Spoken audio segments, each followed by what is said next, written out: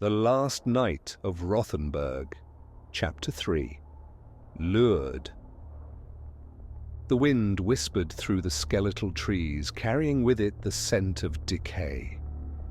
Wilhelm led the way, his eyes narrowed against the gloom, each step a battle against the gnawing exhaustion that threatened to pull him down. Behind him, Berold limped, the wound on his leg festering, while Caspar trudged silently, his face a mask of grim determination. The poisoned forest pressed in on them, a suffocating shroud of death that seemed to watch their every move. The trio had barely spoken since dawn, each lost in their own thoughts, when they heard it. A soft rustle, almost imperceptible, but enough to bring them to a halt. Wilhelm's hand instinctively went to the hilt of his sword, his senses sharpening as he scanned the tree line. "Who's there?" His voice was low, edged with a cold threat. From the shadows emerged a figure cloaked in a tattered mantle that blended seamlessly with the forest's decay. A woman, her face mostly hidden beneath a hood, stepped forward, her movements fluid and silent, like a predator. As she came closer, Wilhelm noticed the strange apparatus covering the lower half of her face. It was a crude but effective respirator, fashioned from leather and metal, covering her nose and mouth. A thick, flexible tube snaked from the mask down to a small, battered canister strapped to her back, likely filled with some sort of rudimentary filtration material.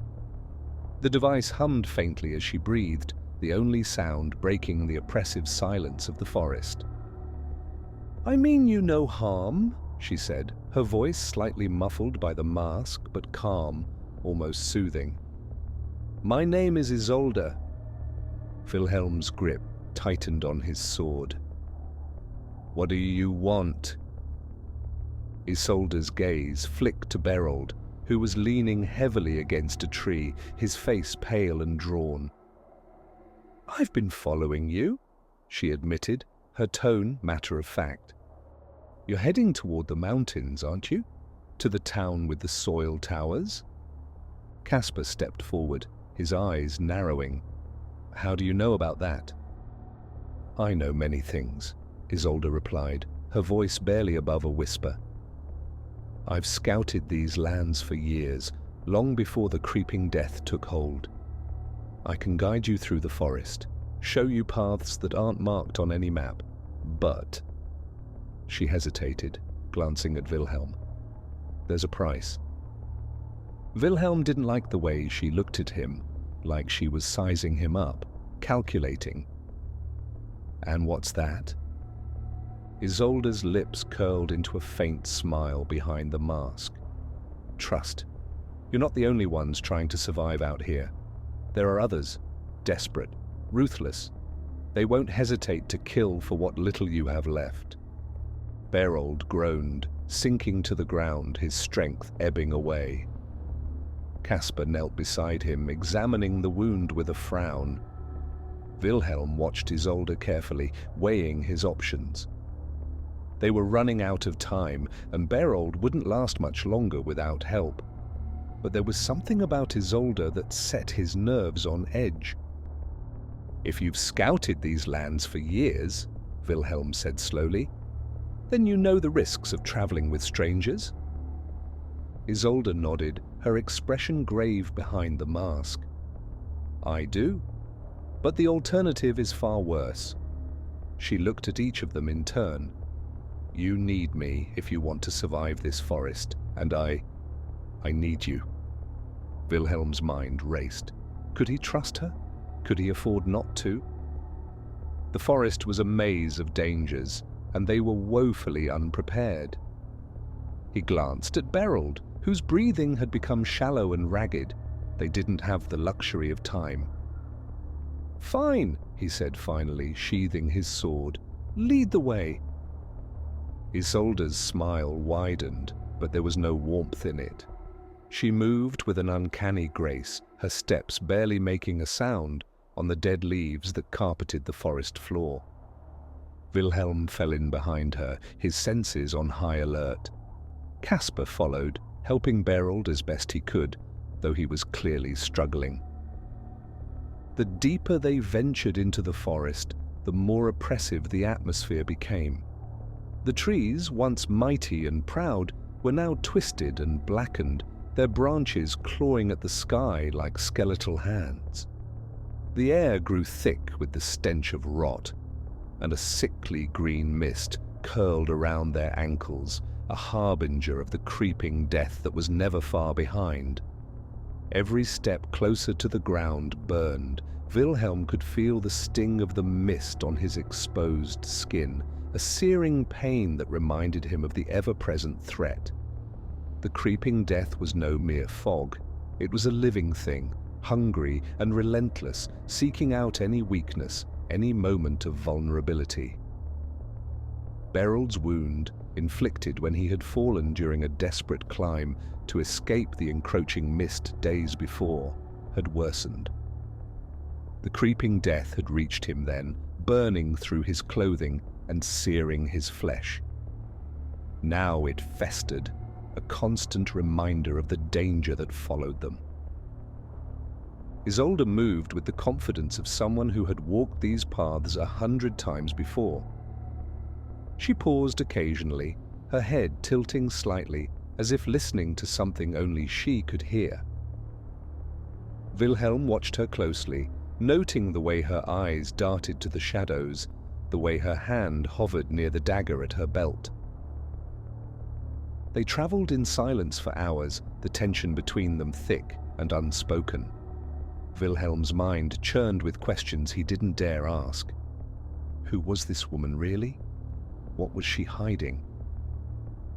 But before he could dwell on it further, Isolde suddenly stopped, her body tensing. "Ambush!" she hissed, drawing her dagger with a fluid motion. "Prepare yourselves!" Wilhelm barely had time to react before the forest erupted in chaos. Figures emerged from the darkness, gaunt and wild-eyed, their faces obscured by crude helmets and masks fitted with mud filters. The makeshift gear did little to hide the desperation in their eyes or the madness that had taken root in their minds.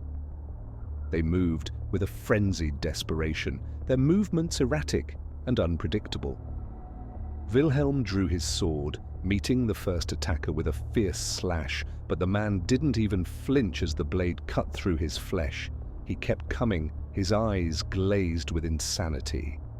Caspar was fighting too, his face a mask of concentration as he parried blows and struck back with surprising skill. But Berold was in no condition to fight. He had collapsed, his wound bleeding profusely, and Wilhelm knew they were outnumbered. Isolde was a blur of motion, her dagger flashing as she danced through the melee. She moved with an agility that defied her slight frame, her strikes precise and deadly. But even she was struggling to hold them off. The fight was brutal, a desperate clash of wills. Wilhelm's arms ached from the effort of swinging his sword, and he could feel his strength waning. He was fighting on pure adrenaline now, his mind numb to everything but the instinct to survive. Then, just as suddenly as it had begun, the attack was over. The last of the attackers fell to the ground, his eyes rolling back in his head as the life drained from him. Wilhelm stood panting, his sword dripping with blood, his body trembling from the exertion. He glanced around, taking in the carnage.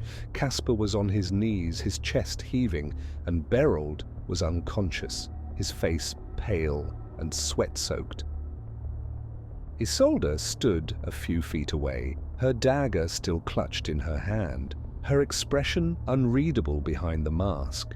For a moment they simply stared at each other, the silence between them heavy with unspoken accusations. "You knew this would happen?" Wilhelm said finally, his voice low and dangerous. Isolde didn't deny it. "I had no choice," she replied, her tone flat. "If I hadn't led them to you, they would have killed me." Wilhelm's grip tightened on his sword, his anger flaring. "And what's to stop us from killing you now?" Isolde's eyes met his, steady and unflinching. "They have my brother," she said quietly. "He's a prisoner, held in a camp not far from here. They promised to release him if I brought them someone worth looting. If I ran, they would have killed him." Wilhelm's jaw clenched, the weight of her words pressing down on him. He hated the truth in them, the way they bound him to a decision he didn't want to make. They were trapped, forced to rely on a woman who had just betrayed them. But what choice did they have? Berold was dying, and they were no closer to finding the town. "Fine," he said, through gritted teeth. "But if you betray us again, I'll kill you myself." Isolde nodded, slipping her dagger back into its sheath. Understood. As they tended to Berold's wounds, Wilhelm couldn't shake the feeling that they were walking a razor's edge. The creeping death was out there, closing in with every passing moment, and they were being led by a woman who had already shown her willingness to deceive them. But for now, they had no choice but to follow.